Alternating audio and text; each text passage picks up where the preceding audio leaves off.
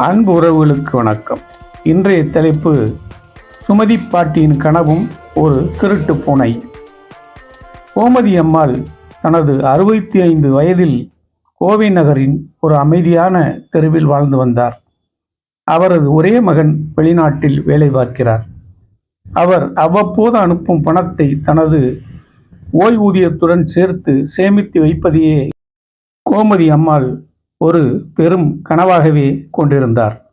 தனது இறுதி நாட்களில் யாருக்கும் பாரமாக இருக்கக்கூடாது, தனக்கென ஒரு சிறு சொத்தையாவது சேர்த்து வைக்க வேண்டும் என்பதுதான் அவரது இலட்சியம். அவருக்கு சேமிப்பு என்றால் வங்கியில் வைப்பது என்பதை விட வீட்டிலேயே பத்திரமாக வைத்துக்கொள்வதுதான் பாதுகாப்பானது என்று ஒரு நம்பிக்கை. அதனால் வீட்டில் உள்ள இரும்பு பெட்டிக்குள் தனது நகைகளையும் பணத்தையும் போட்டு பூட்டி வைத்தார்.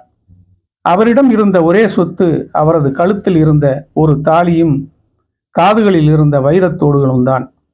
அந்த நகைகள் அவரது கணவர் இறந்த பிறகு குடும்ப நண்பர்கள் கொடுத்த உதவியால் வாங்கியவை. ஒரு நாள் அவருக்கு ஒரு தொலைபேசி அழைப்பு வந்தது. வணக்கம் அம்மா, நான் உங்கள் மகன் கார்த்திக் பேசுகிறேன். எனக்காக ஒரு முக்கிய முதலீடு செய்ய வேண்டும். அவசரமாக ரூபாய் 50,000 தேவை. நீங்கள் வீட்டிலேயே வைத்திருக்கும் பணத்தை எடுத்து நான் சொல்லும் வங்கிக் கணக்குக்கு அனுப்பிவிடுங்கள் என்றார். குரல் மிகவும் அவசரமாக ஒலித்தது. கோமதி அம்மாள் ஒரு கணம் கூட யோசிக்கவில்லை. தனது மகன் சிக்கலில் இருக்கிறார் என்று நினைத்து அவர் குறிப்பிட்ட வங்கிக்கு சென்று அந்த பணத்தை அனுப்பி வைத்தார். சில நாட்களில் மீண்டும் அதே குரல், அம்மா, எனக்கு இன்னும் கொஞ்சம் பணம் தேவை.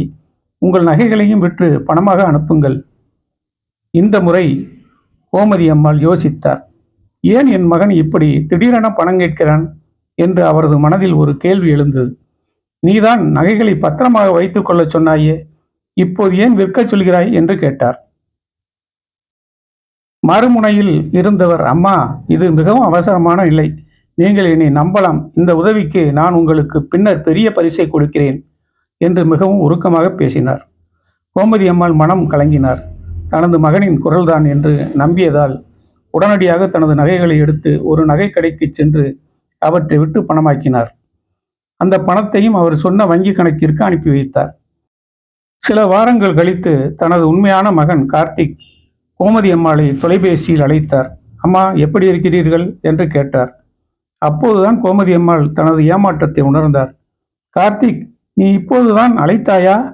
நான் உனக்கு பணம் அனுப்பி வைத்தேன், அது கிடைக்கவில்லையா என்று கேட்டார். கார்த்திக் குழப்பமடைந்தார். அம்மா, நான் கடந்த 2 மாதங்களாக உங்களுக்கு எந்த அழைப்பும் செய்யவில்லையே, எந்த பணத்தையும் கேட்கவில்லையே என்றார். கோமதி அம்மாள் அதிர்ந்து போனார். தனது நகைகளையும் பணத்தையும் ஒரு திருடனிடம் இழந்ததை உணர்ந்து நெஞ்சு வலியுடன் தரையில் விழுந்தார்.